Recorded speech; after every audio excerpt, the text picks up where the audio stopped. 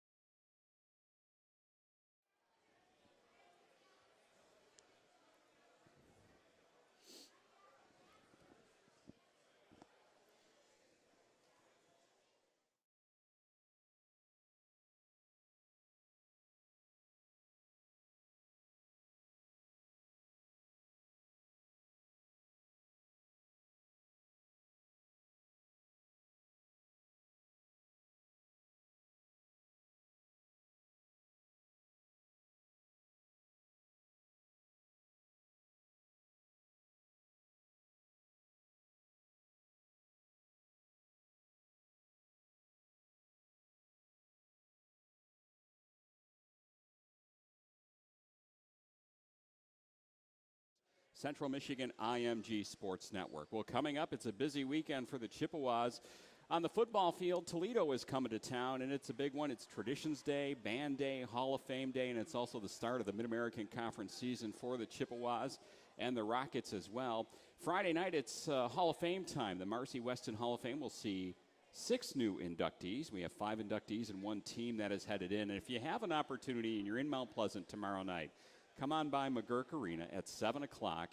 It's absolutely free, and it's one of the real traditions around Central Michigan when you get to see some of the great stars from years past after a 10-year period where they're not eligible, get inducted into the Hall of Fame, and it's really a special night for everybody involved. We're also going to talk a little CMU soccer a little bit later on. Peter McGahee is here along with one of his athletes, and we'll chat about the soccer season. Chippewas' great success last season, looking to repeat that this season and make another run, hopefully, towards a Mid-American Conference championship and a trip to the NCAAs. And also we'll visit with Joe Tumpkin. He's the defensive coordinator for the Central Michigan football team. And Kayvon Frazier is here. He's had a couple picks already this season and has really been a great performer in the back of that Central Michigan defense. So a lot coming up. We're glad you're along tonight on the Sideliners. Great to have you here. And we'll be back here in just a quick timeout. Fabiano Brothers, proud distributors of Bud and Bud Light. Right back with more on the Fabiano Brothers Central Michigan IMG Sports Network. We talk about tradition in Central Michigan University football. We talk about 113 years. What has been accomplished during those 113 years is a story in itself. Central Michigan University has a lot to be proud of. There's a great deal of pride of being a football player and playing in Kelly Short Stadium.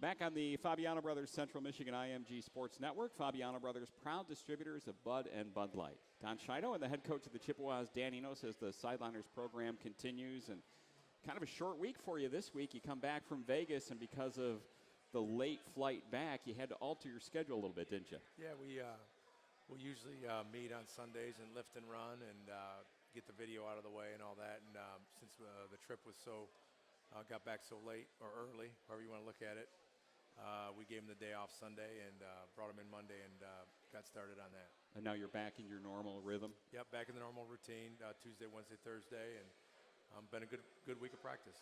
Let's talk a little bit about the game at UNLV, and you got off to a great start. I don't think you could have scripted it any better than the way it started. Everything seems to be clicking, but football is a game of momentum.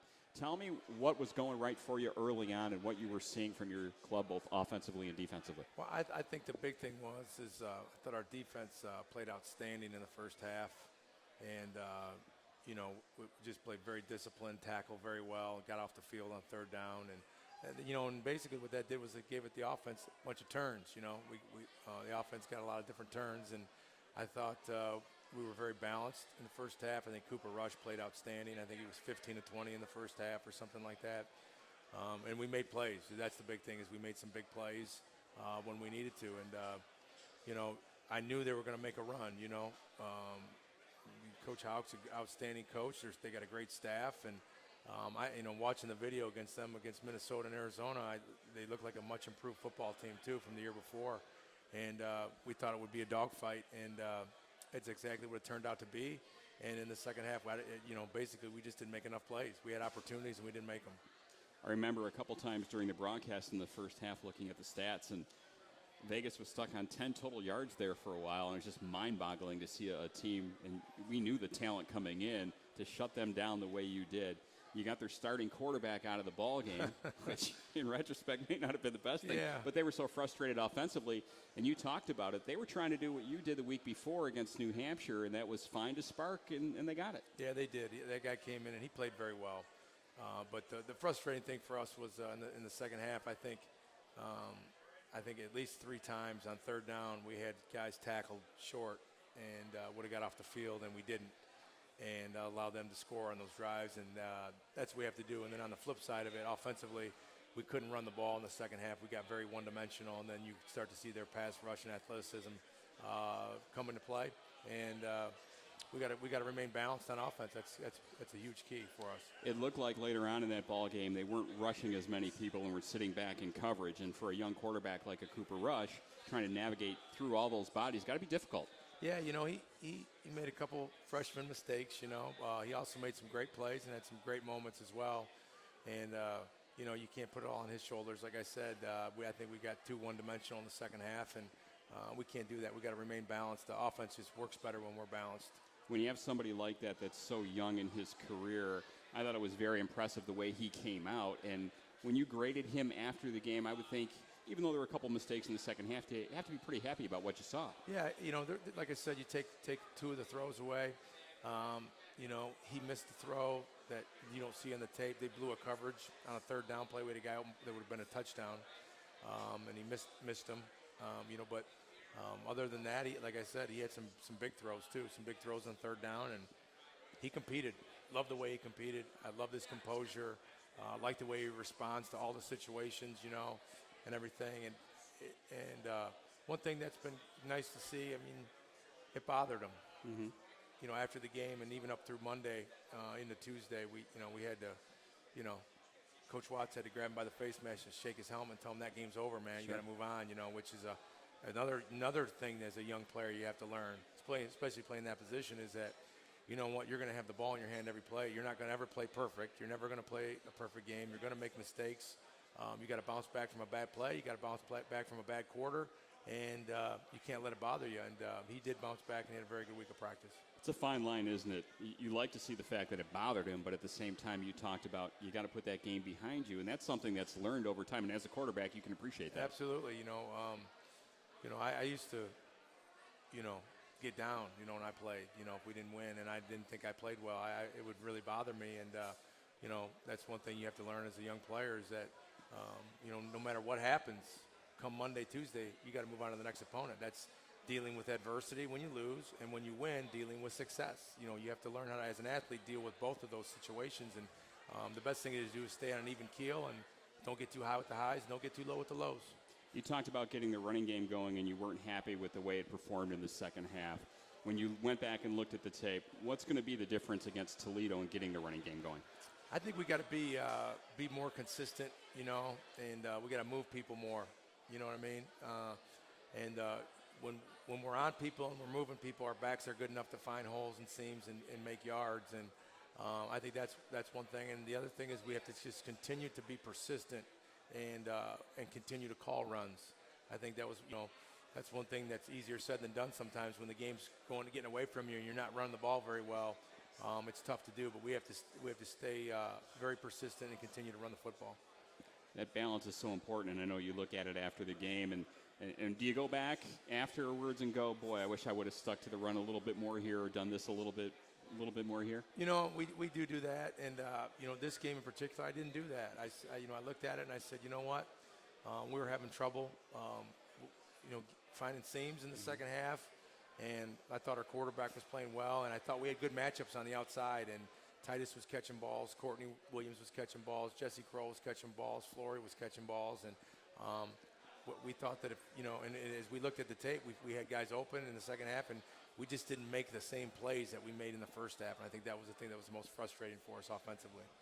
So how do you approach a game like that? That, you know, it's a difficult loss, as you talked about. New Hampshire had to face it the week before from you. How do you deal with something like that? Is it the 24-hour rule and it's immediately behind you and you're moving on because you really don't have any time to dwell on it? No, we don't. You don't, and that's what we told the guys. You know, it's you win or lose, you got to move forward, and 24-hour rule comes into play. Big thing, as I told the guys after the game is, I said, let's learn from it. You know, we've got to have a mentality that we got to put somebody away if we get a lead, and I said, and the other thing we got to figure out is you got to play both halves. And you got to make plays. And when you lose a little momentum, football is such a momentum-driven game. All sports are.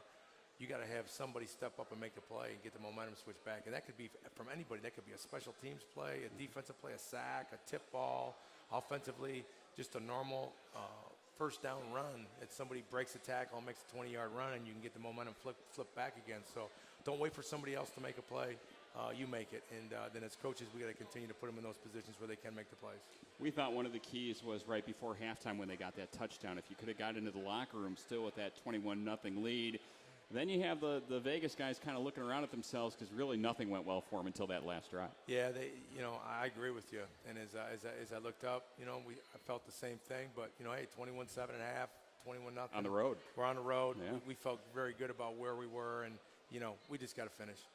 All right, well, let's talk a little bit about Toledo. It's the next game on your schedule. Mid-American Conference play starts, and you get one of the better teams in the West. And this has been a rivalry for a number of years with the great tradition at Central and the great tradition at Toledo. And you talked to the folks here at the Sideliners event a little bit about the Rockets and what they bring. And this is a group where they have some seniors and they have some guys, especially at some of the skill positions, that can really hurt you. Yeah, they got some guys on offense. They're all back. Their offensive line, I think, is where it all starts. I think they're very good, very talented on their offensive line. Their quarterbacks are very good players, played a lot of football, been in a lot of games, and been very productive. And then they got good wideouts. Reedy's the one that gets all the credit, but the other guys are solid, and their tailback is very good. I felt, watching on the video, there's some good backs in our league. I've always felt that Fluellen and Zerline going into the season were the two best backs in our league, and I thought I think that much of the guy that I put him up there with Zerline because I think Zerline's special as well, but they're very good. Let's talk about Fluellen a little bit, and you were talking to the folks here about how they like to use him. They try and get him the ball in a variety of different ways, don't they? Yeah, they're going to hand it to him. They're going to throw it to him. They do a good job. They've been very consistent the last 2 or 3 years, at least as I watch their offense. They do what they do, and they do it pretty well, so they can just continue to do it. And they've got, like I said, I think it all starts with that offensive line, but Fluellen's a talented guy. He can catch the ball. He's got a good burst, and he's got good size. Quarterback position a little bit up in the air for them, in that their starter, Owens, who was a key factor in their victory against you last year down at the Glass Bowl, got hurt in that game, but they brought in a true freshman, Logan Woodside, who threw for 185 yards and looked really good doing it. Now, Owens is back. He's been practicing a little bit, and I know with the start of the Mid-American Conference season, you fully expect to see him. What kind of trouble does Mr. Owens present for a defense? You know, he's a very good passer. You know, and he runs their system very well. But he can run. You know, he can take off and hurt you running the football. And I think he's a you know, the prototype dual threat guy. But I don't think he gets enough credit for being as good a passer as he is. He's very accurate. Throws the ball very well, and like I said, he runs what they do, and he does it very well. Something I know you appreciate. He went through a stretch last year where I think he had 1 or 2 interceptions in a span of like 8 or 9 games. Protects the football, and that's what coaches love, right? Yeah, he protects it, and a lot of their throws are shortened to the outside. A lot of bubble screens and tunnel screens and back wide receivers, you know, back screens and wide routes by the backs and shallow crosses. So, you know, and they're smart because they got guys that can run after the catch, and so they get the guys the ball in space, and he let them work for them.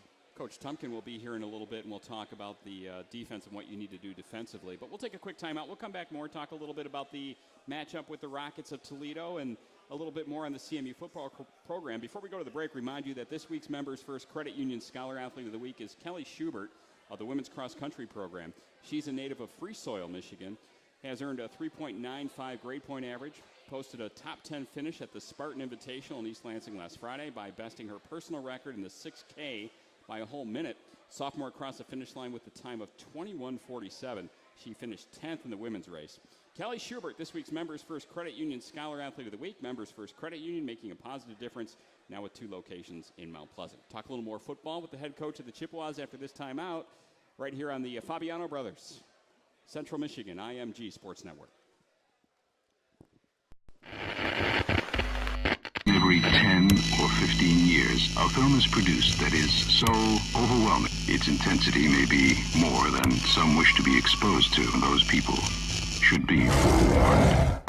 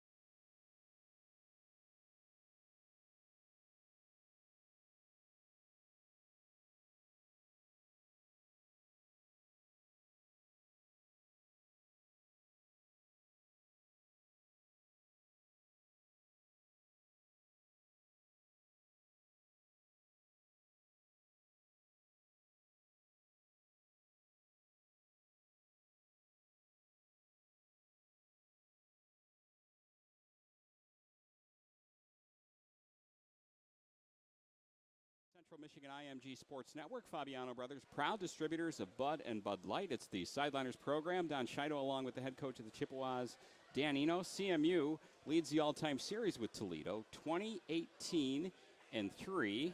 I'm not going to bring up, you know, your current record against the Rockets, but you owe them one, don't you? Absolutely. Yeah, absolutely. In that game last year, boy, it went right down to the wire. It was a late interception that kind of turned things around a little bit.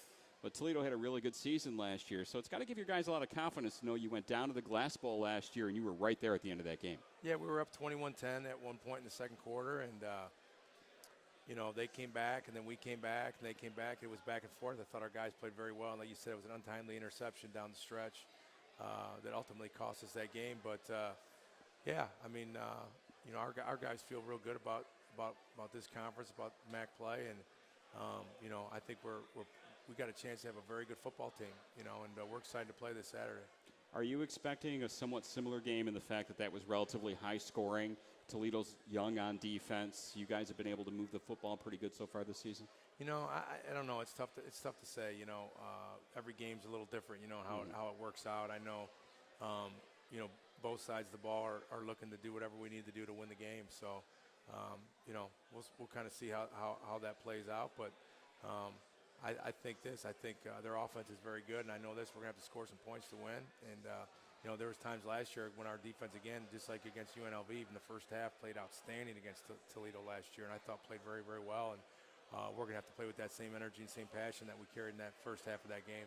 You're going to have some guys that are going to have to sit out this game on the defensive side, but you know, with the depth that you've been able to develop in your time here, I know you feel good about the guys that can step in, and that maybe you won't lose a lot, and somebody will even be a little bit better maybe than the person before. Yeah, it's been very unfortunate. You know, we've had a season full of injuries in 3 weeks already. You know, and that's just how. There's no rhyme or reason for that. You know, these are all injuries that basically have happened in games, not in practice. And you know, we're very, very critical on how we practice. We watch our guys and make sure guys are off the ground and on their feet, and we don't put guys in position because we know this is a rough game. And we've had some injuries, but you know, that's one of the reasons we've recruited and developed guys, as you mentioned. And you know, guys got to step up. You know, we're not the only team. Teams all over the country have injuries at this point, and everybody's dealing with them. You talked about the change for Toledo on defense. You made a change in your scheme a couple years back on what you were doing. What prompts a program to do that when they make a change? You know, I think, you know, personnel. Personnel's a big thing, you know, that maybe they felt they had some really good nose tackles or defensive tackles that they could use in their three-down scheme. The other thing is I think they have some good hybrid stand-up guys, 15 and 9.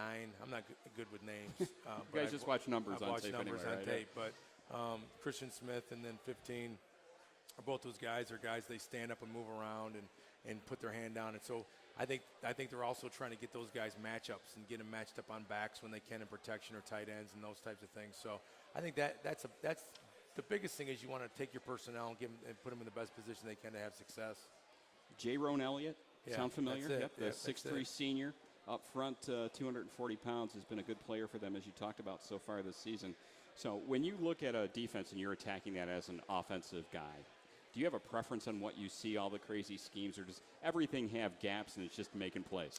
You know, run game and protections are different than the pass game.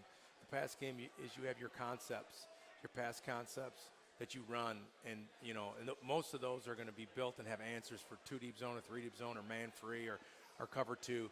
And then during the game or during that week, you'll emphasize certain concepts that are better against, like, for example, Toledo plays a lot of middle field close or cover 3. So we're going to be, in our game plan, emphasize a lot of the passing concepts that are good and match up well against that coverage. Where you have to make the subtle changes from week to week are in your protections and your run game, because your run game and protections don't always match up from a 4-3 scheme to a 3-4 scheme to a whatever. Now, our defense plays a 3 down front, so we work against it in practice during entire camp. We do that on purpose, obviously, because you know when you go through the season, you're going to see even fronts and odd fronts, and you got to work through all of it. But where the big differences lie from week to week are in your run game and your protections, as far as not what you're going to run, but how you're going to block it, and making sure you give the guys all the right looks and the best looks during the week of practice, so that when they play Saturday, they've pretty much seen everything that they're going to see. I get asked this all the time, and I know you do too. How much changes during a game? From a team's going to come in and run the scheme that they run, but how much do they really adjust during a game that forces you to adjust? You know what? People do change, and when I mean change, you don't just change your schemes. Right. You emphasize things more. This is really good. This formation's good. This personnel grouping's good. This route's good. They've, you know, for example, we played somebody a couple years ago. I can't remember, North Carolina State, I think. And you remember we moved the ball really, really well in the first half. Absolutely. They couldn't stop us. And we knew somebody on their staff, and they said in the second half, they just said, you know what, we can't stop them playing base. We're going to blitz the crap out of them. So they just, you know, they blitzed us all second half. You know what I mean? So then we have to adjust. Okay, what are they doing? They're blitzing us now. Now we got to emphasize X, Y, and Z a little bit more. You know what I mean? Sure. So everybody doesn't change, but people emphasize things more. And as you go through the game, you'll see, oh, okay, we're getting all base defense now. Or, hey, they're moving their front to the tight end. We got to run the ball weak more. And I think everybody makes little adjustments. Those, I think, are the keys to being a well-coached team and adjusting throughout the game. What's going to be the key for your offense against that Toledo defense come Saturday? we got to stay balanced. We got to run the football. You know, if we can run the ball, and when I say run the ball, it doesn't mean we need 12-yard runs every time we run it. We're getting 4, we're getting 6, we're getting 5, and then we get 15. You know what I mean? And staying out of third and 8 and third and 9 like it is every week. But they do some things in coverages. They drop 8 a lot, and the seams get small. And we've got to stay on schedule and get in third mediums and third and shorts. And then we've got to create explosive plays. And that was one thing we didn't do the first week. And knock on wood, we did it in week 2 and week 3. We had explosive plays in both those games, and we have to continue to do that. You know this because fans talk about it all the time, and I'm guilty of it too. You know, sometimes you like to see that ball thrown all over the place because it's exciting. Tell people what the run game does for your offense and what it sets up for you later on in a game. What you do is you keep it's the real obvious, simple answer. It's that you keep people off balance and guessing what you're going to do. You don't let people tee off in a pass rush. If you're just throwing it and throwing it and throwing it, and you get these defensive ends and these guys that are very good, and they just pin their ears back and they go.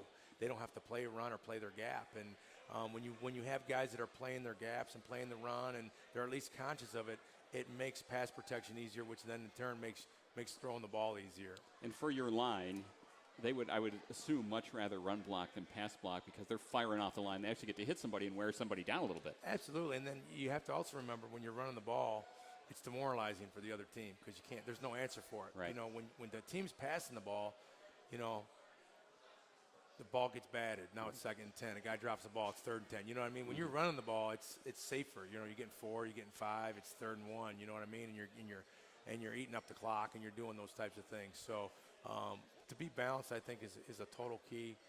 And I think as you look at the offenses are different as far as, you know, their shotgun spread, their whatever, but everybody wants to run the football. No matter what they're doing, they want to run the ball, and when you can do that, it makes everything else easier. Let's talk about your running game here before you go, and the fact that we saw a few different running backs against UNLV. We saw Garland and Walker. We saw Saylor quite a bit, which we knew he would. He started the game. Where are you at with your rotation? Are you going to continue to bring different folks in? Yeah, absolutely.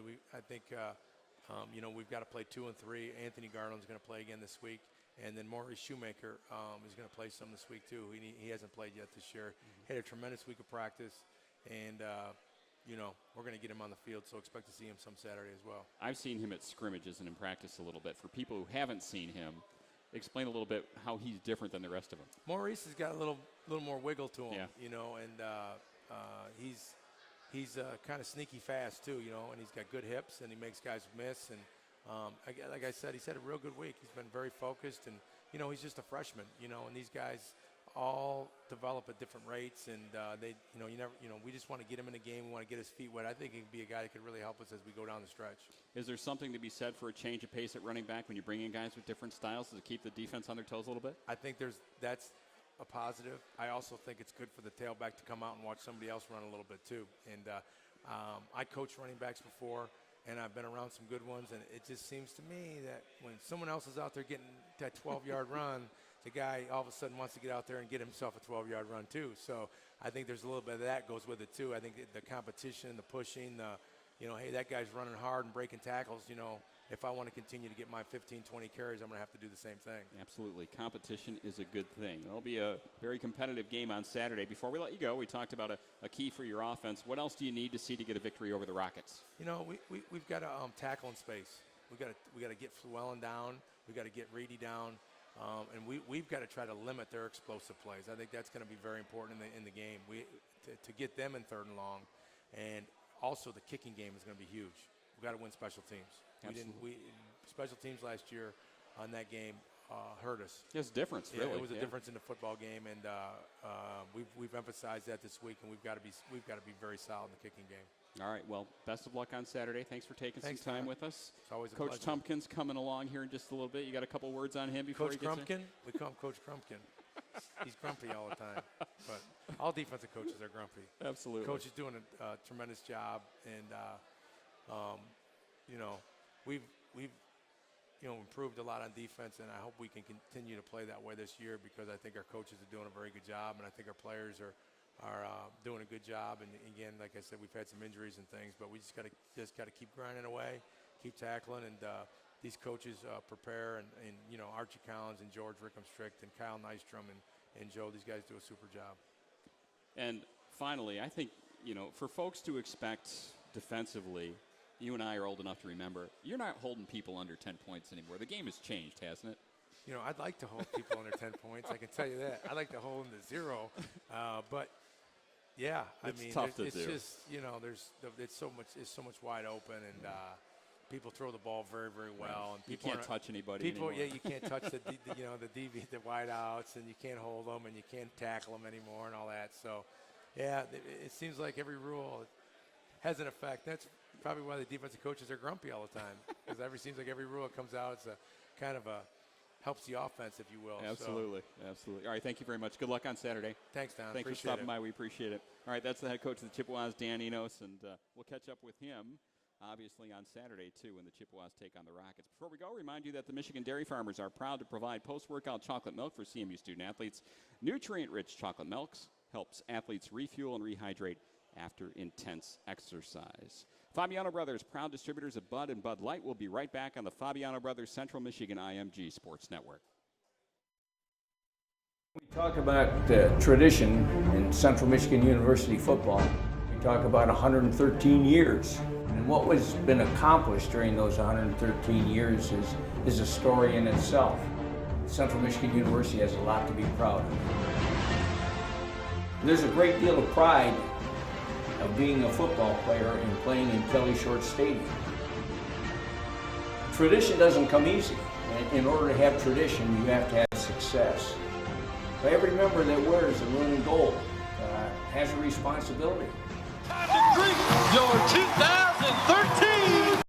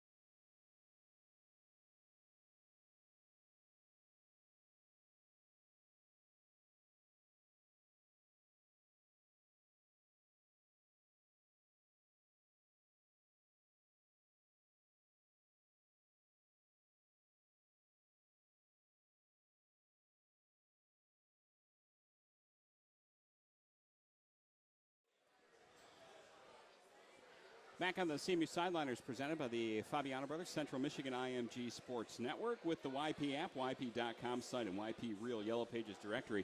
You can find everything you're looking for locally. It's everything you want, all in one place. All right, we're going to talk a little Central Michigan defense. Defensive coordinator Joe Tumpkin is here, along with Kayvon Frazier. Welcome, gentlemen. Good to have you here. It's good to be here. It's good to be here. Thanks for having us. You know, in the broadcast booth against Vegas during the first half, we talked about it with Coach, and you know, we looked up midway through the second quarter, and Coach, you had held him to like 10 total yards. It's a dominating performance early on. Talk about that and how that game played out early on for you. Well, I think up front in our defensive line, I thought we played extremely well. We controlled the gaps, and when we got them in third down situations, as Coach Enos talked about, we got off the field. We had a great pass rush, and I thought early in the game in that first half, I thought our secondary played extremely well. You know, their first pass play of the game, I think we had a pick. I think Shamari had that interception, which set us up for, you know, to get us off the field. I think our first 4 possessions, we were 3 and out. And when you can do that and turn the ball over like that and get the offense the ball, puts you in a great situation to be successful defensively, and it keeps us off the field. How unusual is that for that to happen on the road, too? You know, sometimes you can get it going at home and it kind of builds on itself, but when you're on the road like that, that doesn't seem to happen too often. Well, I think one of the focuses that we've talked to our defensive players this year is we have to start fast. You know, and especially that week we were talking about that because coming off the New Hampshire, we didn't start as fast, and we ended up building it up. And one of our goals was we wanted to start fast and come out with some fire and really put them back on their heels a little bit, and then get after them that way, especially being on over. We wanted to match their intensity, and that's one of the things that Coach Enos had talked about the whole week is when we come out, we have to match our opponent's intensity, and I think our kids did that very well. When you were talking with the other coaches about the defensive game plan going into UNLV, and of course, we never know what it's going to be on the way in, but you'll never tell us, which makes perfect sense. What were you looking for against that UNLV offense, areas that you thought you could really take advantage of? Well, the first thing we thought that if we can control the run game, that we would get that quarterback back there. He wasn't as mobile as the first two quarterbacks we saw during the year, and then we thought we could have a chance to get after him a little bit on third down, and that's what we did early. And they had two pretty good backs, too, coming into that ball game, some talented kids. Right. We thought both of those backs were good players. You know, if we tackled well, which we did early in that game, we tackled extremely well, and then especially at the linebacker spot and up front, we did that. And then once we got them in those third and long situations, we were able to let our defensive line and our linebackers get after them in blitz situations. Kayvon, talk about the beginning of that game and what you saw on the field. To have the kind of start that you guys had, Coach said, talk about starting fast. It's about as fast as you can start. Yeah, we started really fast that game. Our front line came out playing very well. They got some push up front. And like he said, we came in trying to stop the run, and we stopped the run very well in the first half. What were the guys, when you were talking, coming off the field and everything, you guys were fired up because things were going your way. And can you notice in the other team when they're starting to drop their shoulders a little bit and they're getting a little bit frustrated on offense? Yeah, definitely. It came to the point where I thought they were just going to give up, but they got that score before the end of the half, and I think that gave them a little bit more energy and they got a little bit more focus. Was the heat at any point a factor for you guys? I mean, you're not used to that kind of heat. It kind of dropped as the sun went down and everything, but we didn't see people cramping up or anything. Look, you're pretty well prepared for that. No, it wasn't that bad. I think everybody drank a lot of water, and fortunately, in our practices, it was like 94, like a couple days in a row, so we prepared well for that. Well, we're going to come back and talk a little more CMU defense. Coach Tumpkin and Kayvon Frazier are going to stick around. Back with more after this time out of the Fabiano Brothers, Central Michigan, IMG Sports Network.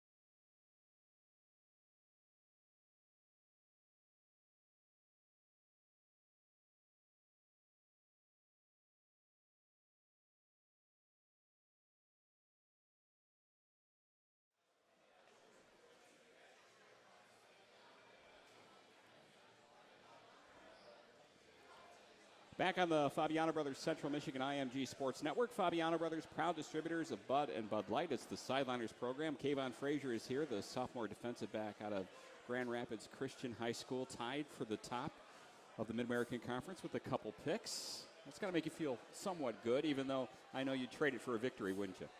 Yeah, definitely. It's not that big of a deal, but, I mean, as long as we're winning, that stuff don't really mean nothing to me. What about the takeaways early on, Coach? It's got to be encouraging for you to see your guys get some picks and have an opportunity to turn that ball back over to the offense. Well, that's been an emphasis for us, and that's been an emphasis for our team. We talk about that all the time as, offensively not giving up turnovers and defensively getting turnovers, and how much that creates us in wins and losses. And, Coach Enos does a winning stat on different situations in game. One of them is turnovers, and when we're on the plus side of turnovers, our record is we have a winning record. When we're on the minus side of turnovers, we have a losing record. So it works hand in hand. Tell me about this 4-2-5 scheme that you're in now for another year, and what that allows you to do, especially when you're facing some of these teams around the Mid-American Conference and elsewhere that are really throwing the football around quite a bit. Well, it allows us to put more defensive backs on the field. We have an opportunity to put 5 defensive backs on the field, 3 safeties, 2 corners, and we're able to match up, have better matchups with their skilled players. Kayvon, what do you think of that, the 4-2-5? You played in a bunch of different schemes in high school and other places. Does it give you an opportunity to maybe get an opportunity for another pick or here, or maybe freelance a little bit more than maybe you would in another scheme? Yeah, somewhat and somewhat not. Most of the time I'm matched up one-on-one most of the time. But when we run like our true zone concepts, then that's when the picks really come. Take me through a one-on-one coverage with some of these guys, and just looking back on last weekend, the kid from Vegas, very talented, the Davis kid, and some of the receivers like you're going to see like the Reedy kid from Toledo and some of the guys in the MAC that are very talented. I can't think of anything that's much tougher than being one-on-one with somebody who knows where they're going and you have no idea. Yeah, one-on-one is very challenging. I just try to stay inside them and make them, or just force them to one side. And then after he pick which side he going to, I just try to match whatever he's doing. When you look at the skills some of your guys need on defense, is that one of the toughest things to do? I mean, from the outside looking in, it looks like it's awful difficult. Well, one of our things in recruiting the secondary, we wanted guys that could run, and then that have played some man coverage concepts, and that have great ball skills. And talking about the interceptions before that. Most of our guys in the secondary that are playing for us right now, coming out of high school, played on both sides of the ball. We want defensive backs that can catch the football, and Kayvon's done that. Jason Wilson's done that. We got guys with some ball skills who've played some wide receiver. Avery Cunningham has had a great year so far this year. And Jared Chapman has had a great year so far this year. He's showed his ball skills, but when you go back and look at all those guys coming out of high school, they've played on both sides of the football. Coach talked a little bit about what Toledo's doing defensively. I'm guessing it's relatively the same look offensively for them and what you saw last year? It is. They're going to try to get it to their playmakers. Fluellen, 22, the running back, Reedy. Then you look at the number 9, Lonzo Russell, 14, the Rolak kid. They're going to try to get the ball to their skilled kids in different ways. A lot of their screen game their screen game to them is an outside run. The bubble screens, the flare screens, they're going to do those on first and second down. And then our goal is to get them in third and long situations and kind of simplify what they do in those third down situations. It seems like that bubble screen and some of the screenplays have become even more popular in the past few years in college football. What's the defensive remedy to that thing? Is it just getting bodies over there, or what are you trying to do? Well, you're trying to defend the formations. One of the biggest things that we talk to our defensive guys is we defend formations, and we want to make sure that that they're looking at formations and gap schemes to try to create an extra gap. It's the same thing with the bubble game. They're trying to create an extra gap by spreading you out and getting you out leverage. And so we have to match that leverage and find it. And then we want to hide our one-on-ones. We're always going to have a one-on-one somewhere, but we don't want to be at the same one-on-one all the time. So that's the trick of it, is by changing up the coverages and changing up the different looks in that part. Kayvon, tell me, after you looked at the tape at Vegas and you had an opportunity to go through and look at the first half where you guys did so well, in the second half when Vegas came back in that ball game, what was your takeaway on maybe a couple of things that you thought that you guys needed to do a little bit better if you're going to get a win against the Rockets? We just got to make plays and get off the field on third down.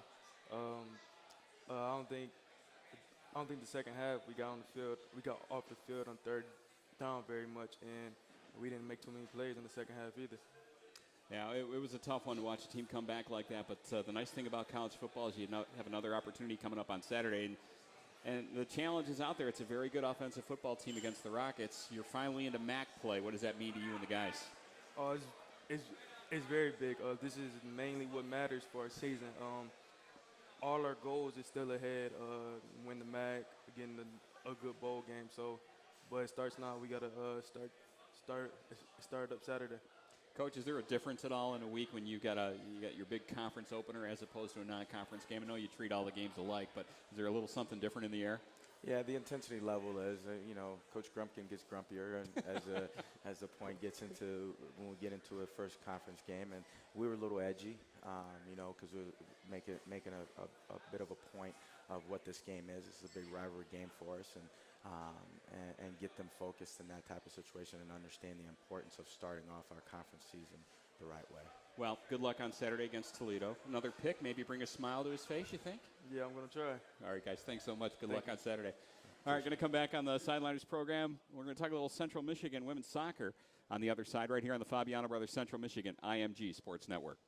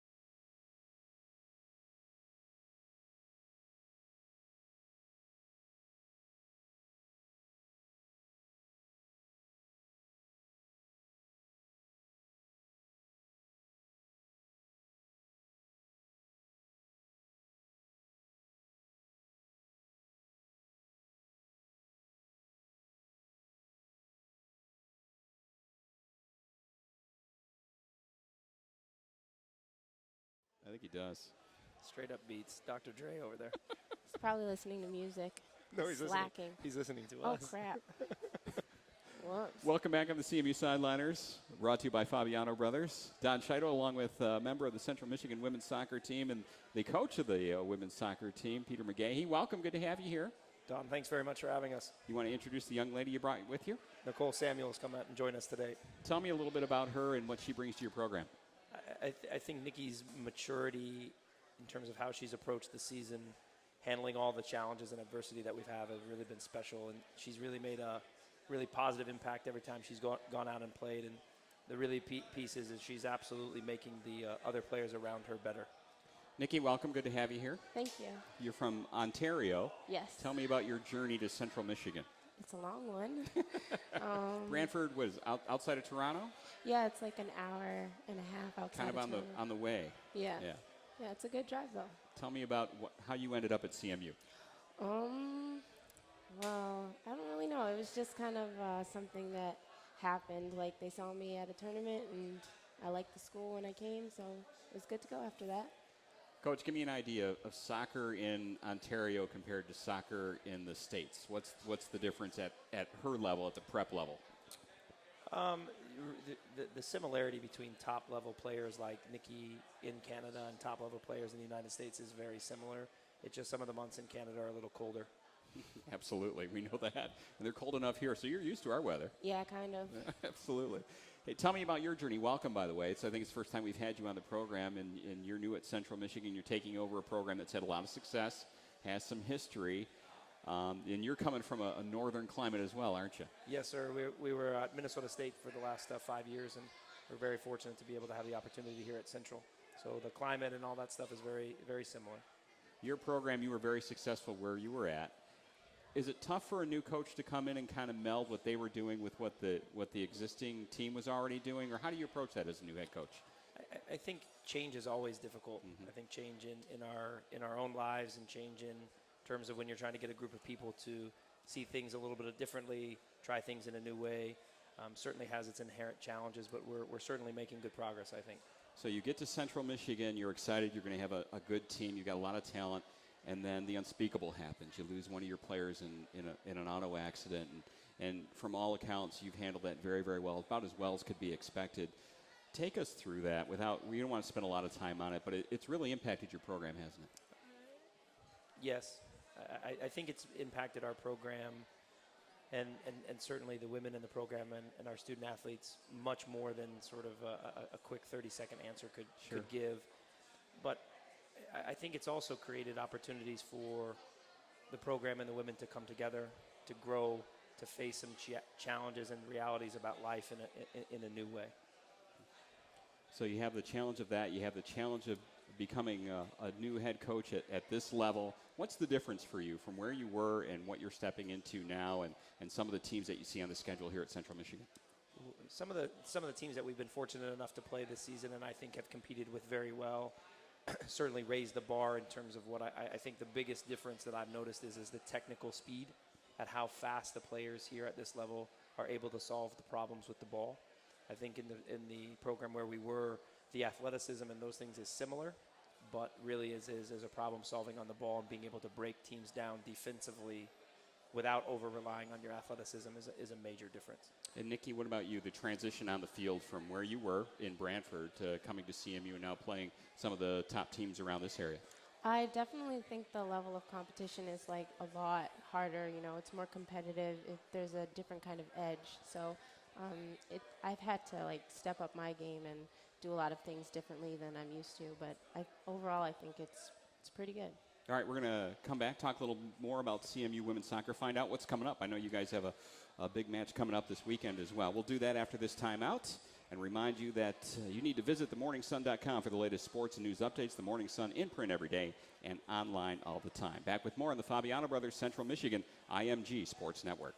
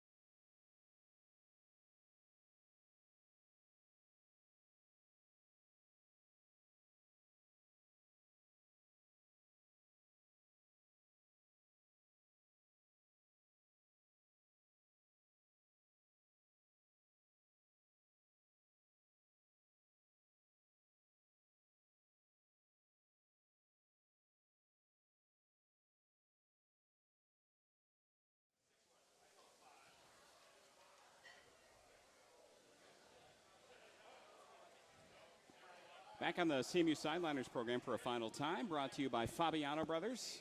Fabiano Brothers, proud distributors of Bud and Bud Light in this segment. Sponsored by our good friends over at PNC Bank. PNC Bank National Association, member FDIC. PNC Bank for the achiever in you. Peter McGahey is here, the head women's soccer coach at Central Michigan. And Nikki Samuel, who's a senior forward on the squad.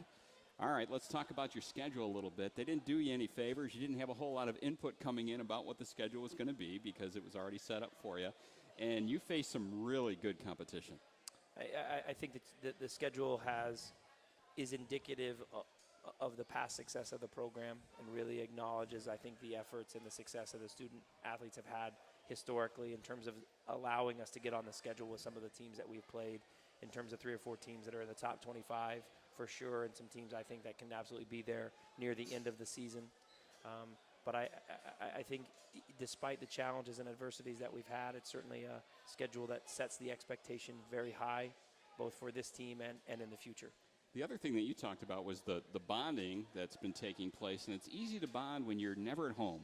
You guys have been on the road for quite a stretch, haven't you?